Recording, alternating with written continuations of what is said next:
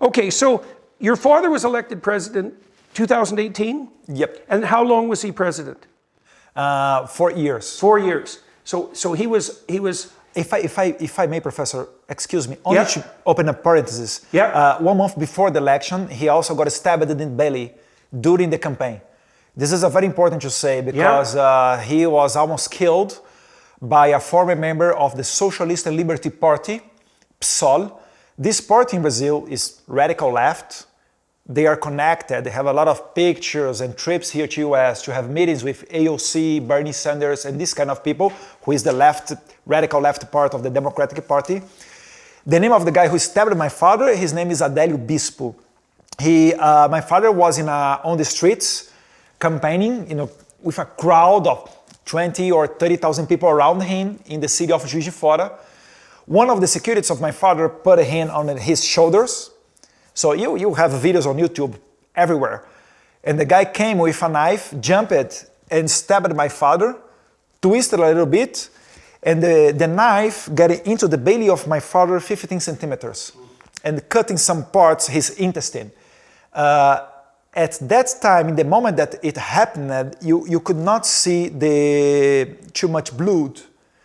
You can see that there was a cut, and their securities ran to a hospital with him. In the hospital, the doctors identified that he was with an internal hemorrhage. He lost about 2.5 liters of blood. He died twice, and he went to the surgery, and you have a lot of these, more than 2 liters of blood together with how can I say that politely in English? With shit. Right. Which makes you think, oh, so for sure he had an infection after that. Like, it's a miracle he survived. The doctor said 2 more minutes on the way to the hospital, 2 more minutes delay, he's done. He would be out of blood to the heart to bomb. When he arrived in the hospital, in the emergency, he had exactly the medical specialist required for this kind of situation, which is very rare in Brazil. He has a gastro medical doctor for that part. The securities of my father also, they know exactly the way to the closest hospital. Right. So the driver was a local that knew the fastest way to arrive in the hospital.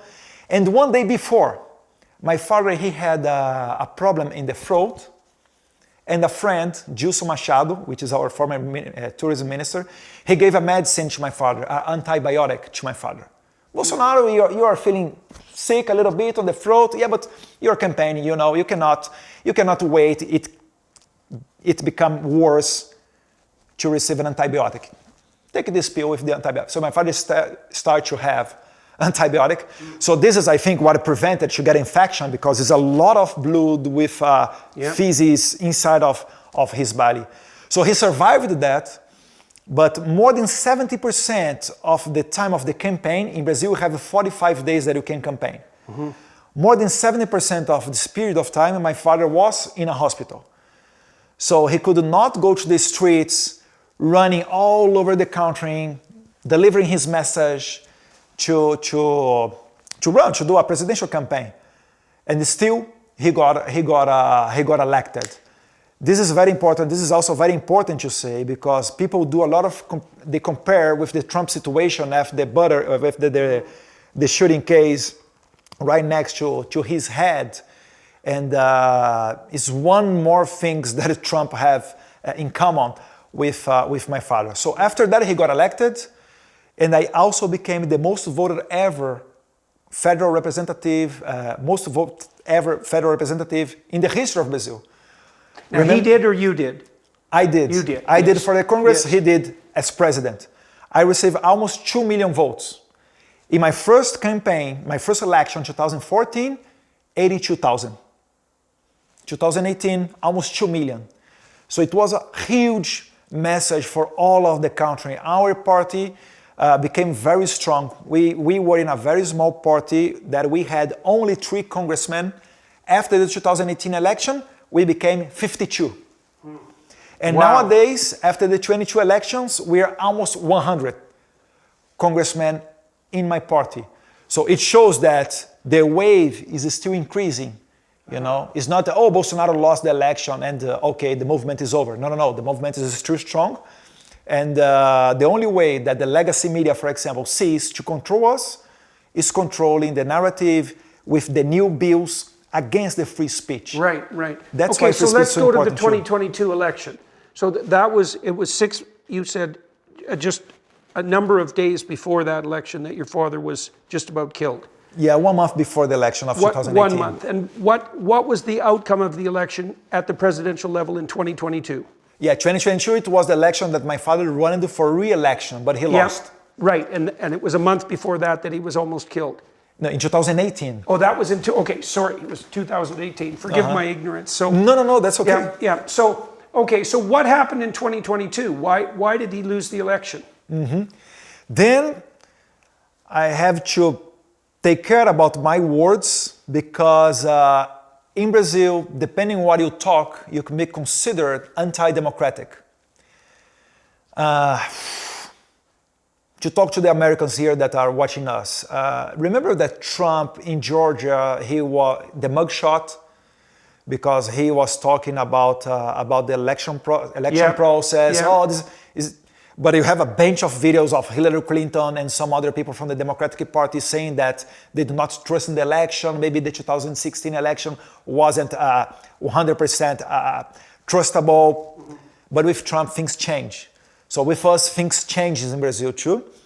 And we have a target on our head. So I have to take care about what I'm going to say to do not have problems when I come back home. In 2022 elections, there are two theories. One theory is the machines that we use to vote, because in Brazil it's fully electronic. You go to a machine developed by the government and you dial the number of your candidate. For example, the number of my father was 22. Our party number is 22. So you want to vote for Bolsonaro, you dial 22 and press the green button. That's it. And then you pray for God that someone in the capital, the bureaucrats, are going to count your vote properly. But you do not receive, you don't have a way to recount that. You don't have a way to audit that. You just go home and that's it. Pretty much like in Venezuela. In Venezuela, they have a similar system of Brazil. And in 2022, I'm not going to talk about... We also have to be careful about discussing such things here, and it's more a consequence of lawsuits. And so I was warned before the interview started to tread very lightly on the territory that we're investigating now. And it seems to me that independently of the reliability and validity of the electronic voting process, these are problems that you just don't have with paper ballots, because there they are and you can recount them. And so to give the devil his due, you can certainly understand that if electronic voting machines had a track record that was as solid as paper, they're more efficient and can be tabulated faster. But the truth of the matter is we don't know anything about this new technology, right? And you introduce a radically new technology into the process that determines your political electorate at your peril, right? And so conservatives know such things, unintended consequences. America's healthcare system is lacking in any real care.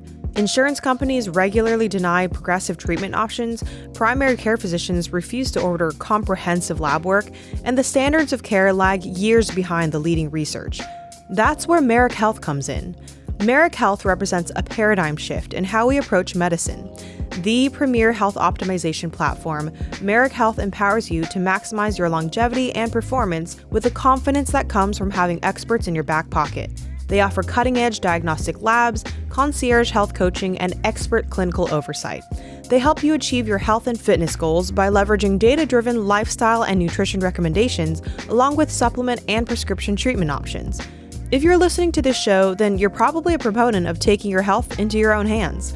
That's why we've teamed up with Merrick Health to offer a turnkey optimization package designed for those who want to maximize their performance and longevity with the most elaborate testing on the market.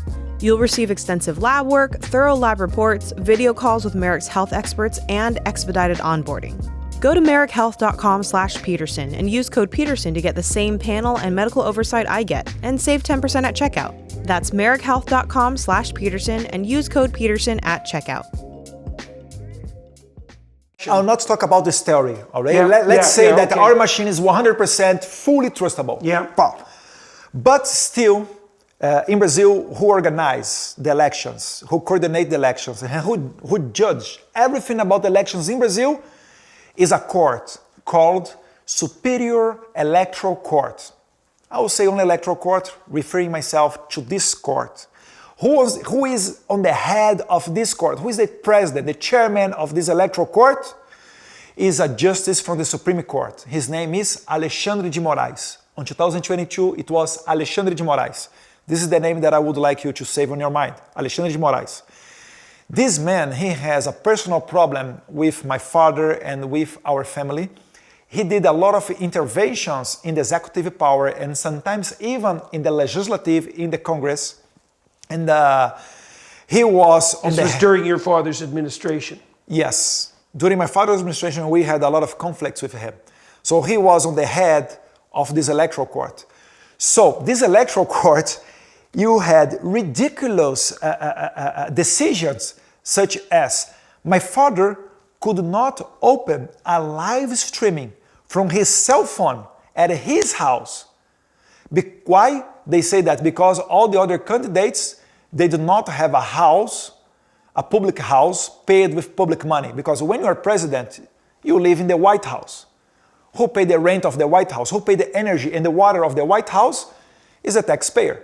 So the reason that they found to avoid Jair Bolsonaro was forbidden to broadcast from his house. So if he would like to start live streaming from his Facebook, he would get a car, get out of his house, and start a live streaming.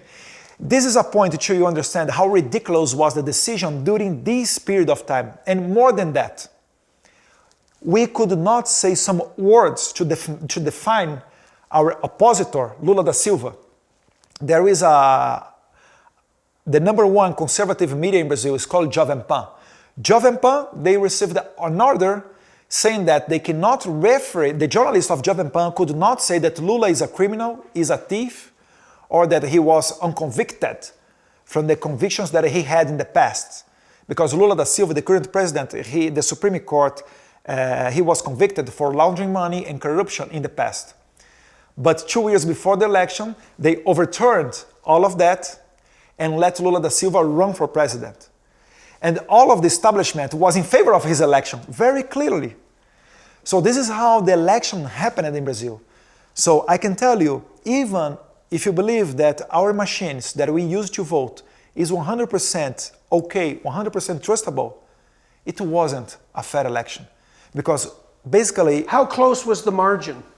My father made 49.1 or 2%, Lula made 49 and 51. Right, so really 2%. split down the middle, eh? Really close, tight margins. Yeah, well, any election where there's tight margins like that, it's also, you know, you could imagine that even a well-run political system is, what would you say, corrupt 1%. You know, and if the margin is 1%, that makes things very awkward. Yes, and you have some more other things that I could add. For example, the most left-wing states that we have, they were voting even after 5 p.m. on Sunday. Because in our election, everybody go to vote at the same day. The first Sunday of October, you have to vote. From 8 a.m. until 5 p.m. All right? After that, it's closed. Anyone else can vote anymore. But in the states where you have the majority in favor of the left-wing politicians, the state of Bahia and some other states on the northeast of Brazil, which is the major part of the Brazilians receive assistencialism from the government to survive. In these states, people were voting 6, 7, 8 p.m. And some million more votes were added in the election. So what I can say, and I cannot prove, to be very honest, Professor, what I can say is, in Brazil, the people who sit on the desks, taking the ID of the people and letting them go vote, most part of these people, they know each other because they are the same people, election after election, who are there on the school, on the sessions, on the electoral sessions, receiving people to vote.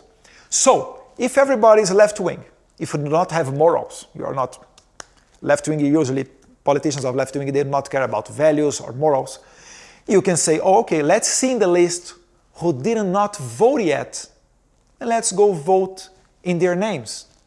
It can happen. So, if you stop people to vote after 5 p.m., as is the electoral law requires us to be, it would be way more transparency, way more trustable our election. I'm telling you that you have a lot of way to do frauds. All of them were used. Okay, so let me ask you a question I guess, about that my too. opinion.